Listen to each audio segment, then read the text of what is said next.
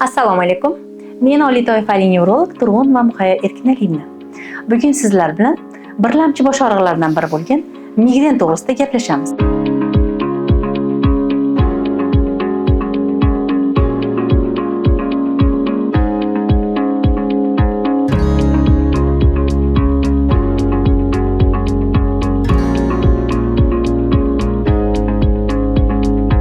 Migren bu surunkali nevrologik kasallik bo'lib, odatda boshning yarmida pulsatsiyalanuvchi og'riq, ko'ngillanishi, qayt qilish, yorug'likka va shovqinga sezgirlikni oshishi bilan davom etadigan kasallik hisoblanadi. Aholi orasida 10-15% gacha uchraydi. Dunyoda 1 milliarddan ortiq odam migren bilan kasallanadi. Ayollarda erkaklarga nisbatan 2-3 barobar ko'p uchraydi. Kasallik odatda balog'at yoshida boshlanadi. 35-45 yoshda eng og'ir kasallik uchraydi. Ko'pincha ayollarda menopauzadan keyin xurujlar kamayadi. Hattoki bolalarda ham uchraydi. 7 yoshda bolalarni 1,7% da uchrasa, 7-15 yoshda 3,9% da uchraydi. Migrenni sabablari asosiy mexanizmi trigeminavaskulyar yallig'lanish va qon tomirlarida nayragan yallig'lanish, serotonin almashinuvi buzilishi, irsiy omillar va turli triggerlar hisoblanadi. Kasallik ko'pincha irsiy bo'lib, 50% dan 70% gachasi onadan o'tadi. Kasallikni qo'zg'atuvchi omillar, triggerlar, ya'ni uzoq vaqt och qolish yoki to'yib ovqatlanish, uyqusizlik, gormonal buzilishlar, ayrim ovqatlar, shokolad, alkogol, vino iste'mol qilish bu kasallikni qo'zg'atuvchi omillar hisoblanadi. Kasallikni rivojlanish mexanizmi oldin faqat qon tomiridagi o'zgarishlar hisoblangan bo'lsa, oxirgi ma'lumotlarga ko'ra og'riq sezgi yo'llarining va markaziy asab tizimiga hujumni ortib borishi ehtimolligi ortib bormoqda.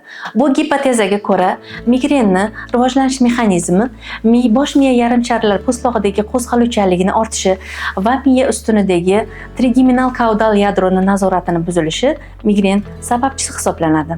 Kasallikni klinikasi migren odatda epizodik xurujlar bilan kuchli bosh og'riqlarini kechadi, 4 ta bosqichda davom etadi.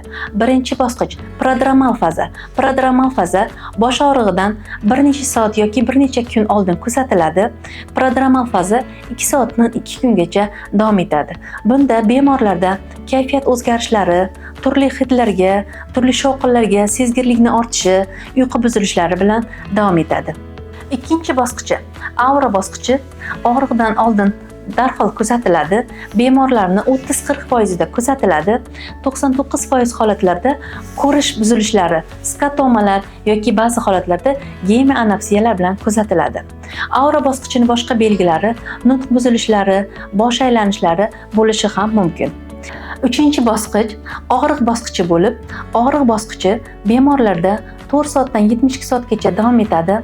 Og'riq ko'pincha o'rtacha va kuchli intensivlikdagi og'riq bo'lib, odatda bir tomonlama pulsatsiyalanuvchi og'riq 90% holatlarda ko'ngillanish va qayt qilish bilan davom etadi.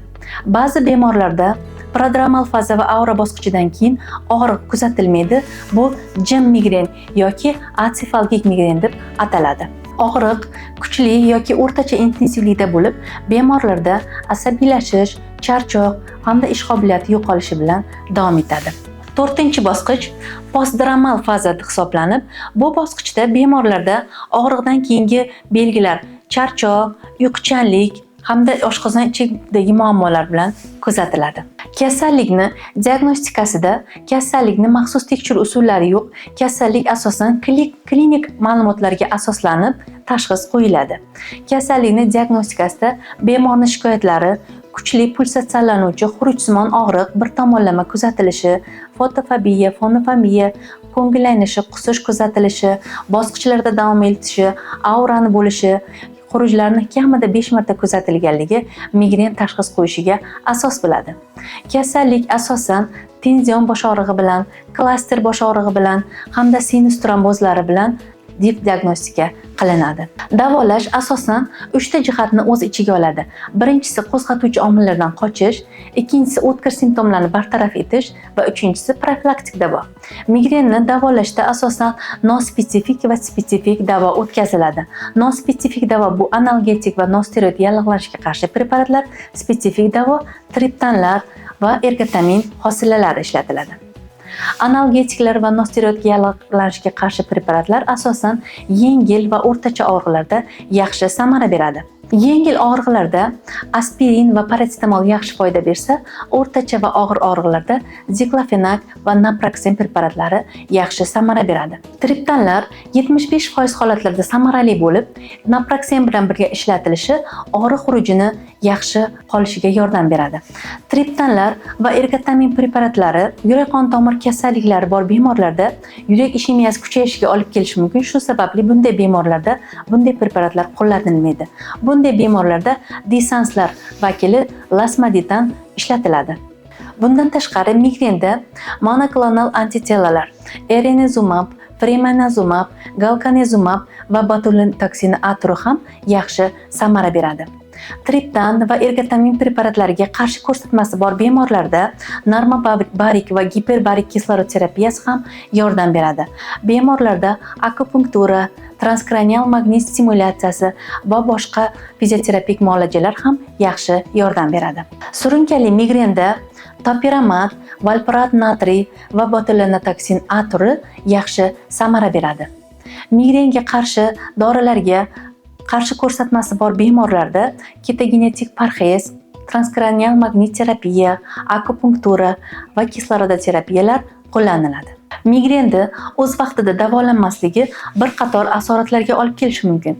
Bular surunkali og'riqlar, migrenoz-sefalgiyalar, migrenoz-infarkt, migrenoz-insult kabi og'ir asoratlarga olib kelishi mumkin. Shuning uchun o'z vaqtida davolash yaxshi samara beradi.